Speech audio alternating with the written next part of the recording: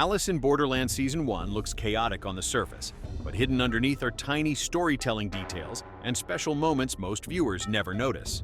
From silent character cues to visual clues buried inside the games, these moments reveal deeper truth about the Borderland. Today we uncover the ones that change everything. E1. Arisu's opening scene secretly predicts his entire journey. The first special moment of Alice in Borderland. Season 1 comes in the opening minutes, and most viewers don't even realize how symbolic it is.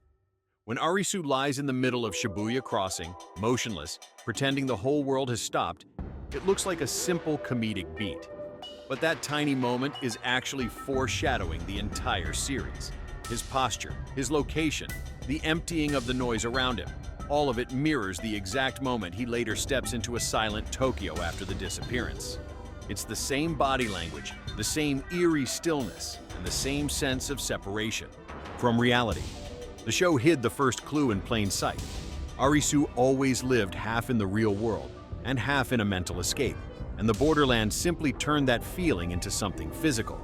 And if that opening vision felt subtle, the next moment quietly reveals who is destined to survive long before the games ever begin. 2. The crosswalk scene predicts each friend's fate. Right before the first game, Arisu, Karube, and Chota stand at a crosswalk, waiting for the pedestrian light to change. It seems normal, but the way each character behaves tells the whole story. Arisu steps forward without hesitation, crossing almost before the signal even switches. Karube follows a second later, looking confident but cautious, and Chota stays behind, nervous, slow, and unsure. It's the entire future of the trio disguised as a simple traffic moment. Arisu moves ahead, survives, and continues forward.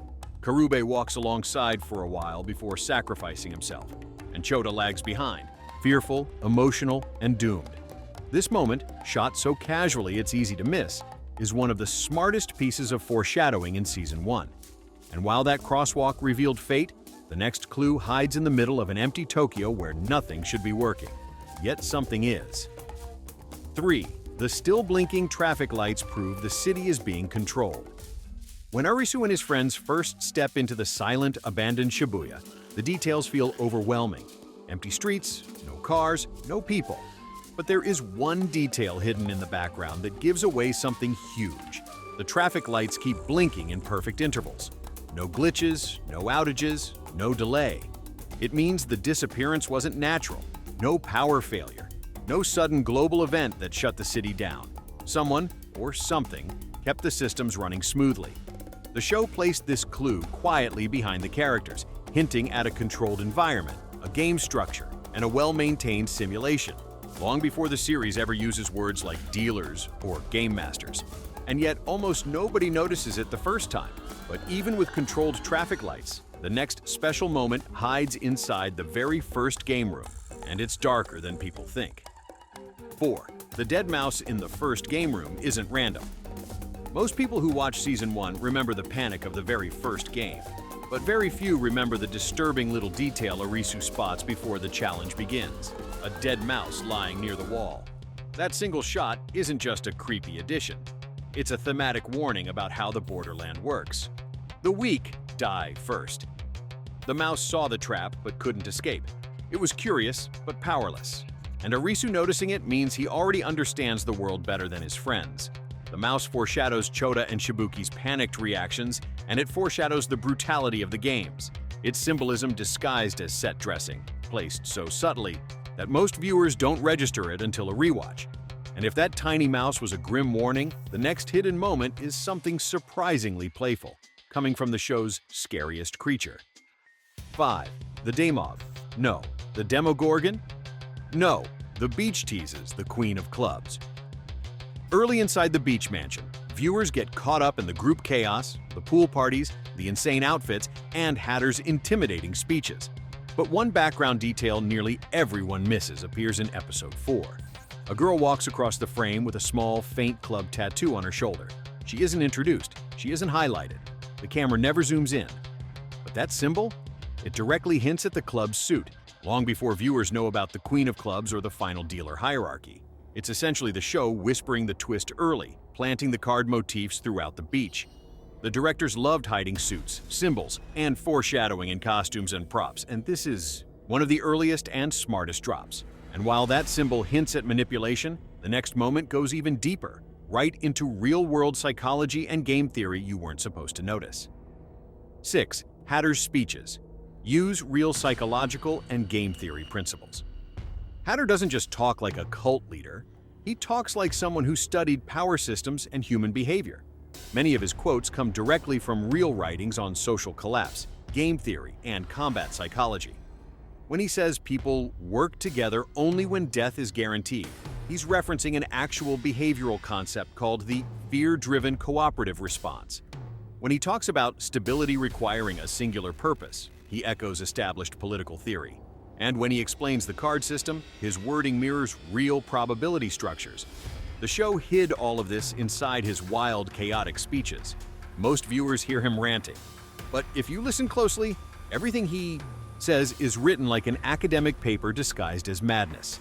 If you're enjoying these hidden details, hit subscribe so you never miss the next breakdown. Your support keeps these deep dive videos coming every single week. And if Hatter's philosophy felt unsettling, the next moment takes us straight into emotion, trauma, and a detail that hits even harder on rewatch. 7. Usagi's first appearance silently reveals her trauma. Usagi's introduction seems simple. She walks across the rooftop, quiet, observant, and alone. But hidden in that moment is a brilliant detail that most people never notice on first watch. She steps with slow, controlled movements, the way trained climbers move when navigating dangerous heights. Her breathing is steady. Her eyes scan escape routes even when there is no threat. It's the behavior of someone who grew up with a survivalist father, someone used to trusting only herself. Without saying a word, the show reveals who she is long before her. Backstory arrives. The rooftop moment isn't about mystery, it's about muscle memory and silent pain. And if her body language felt telling, the next moment reveals the same kind of silent truth, but through something far more heartbreaking. 8. Arisu's empty apartment scene mirrors his mental breakdown. When Arisu sits alone in his empty family apartment, everything feels quiet, heavy, and strangely still. But this scene is more than a sad moment. Look closely and you'll notice every object is positioned exactly as it was before the Borderland. Except for one thing, his father's shoes are missing from the hallway. This change symbolizes the invisible emotional distance between Arisu and his family. It shows how disconnected he felt long before the games began. The emptiness in the apartment reflects the emptiness in his life, turning the quiet space into a psychological mirror. And when he breaks down later in the series, the emotional weight ties directly back to this subtle visual cue, and if Arisu's silent pain is easy to miss, the next special moment hides something shocking right in the middle of a brutal game. 9. The hide-and-seek game contains a hidden timer trick. During the deadly hide-and-seek challenge, everyone focuses on the masked wolf, the suffocating spaces, and the rising panic. But the real brilliance is happening in the background. The timer on the wall flickers for a fraction of a second, almost imperceptibly, right before the trapdoors reset. This flicker reveals a truth. The system is automated, not human-controlled. The Borderland isn't reacting to players emotionally. It's running like a cold machine, following predetermined logic. That small glitch was the show's early hint that the world operates with programmed patterns instead of human judgment. It's the kind of detail you only catch on rewatch, but once you notice it, the entire game feels different. And if that mechanical slip was subtle, the next special moment is hiding in full sight, written across the face of one of the show's most beloved characters. 10. Chishia's smile changes, meaning in every episode. Chishia's calm, mischievous smile seems simple. He smirks, he calculates, he plays people like puzzles. But Season 1 hides something brilliant in that expression. In early episodes, his smile indicates superiority and distance. But once the games intensify, the smile becomes sharper, colder, almost predatory. Then, during emotional scenes, it softens into something reflective. And when he faces life-threatening danger, the smile disappears entirely. His changing expression reveals something huge. He is not a static mastermind. He evolves. His emotions shift with the stakes, long before the audience learns his motivations. Chishia's smile is a silent roadmap of his internal world.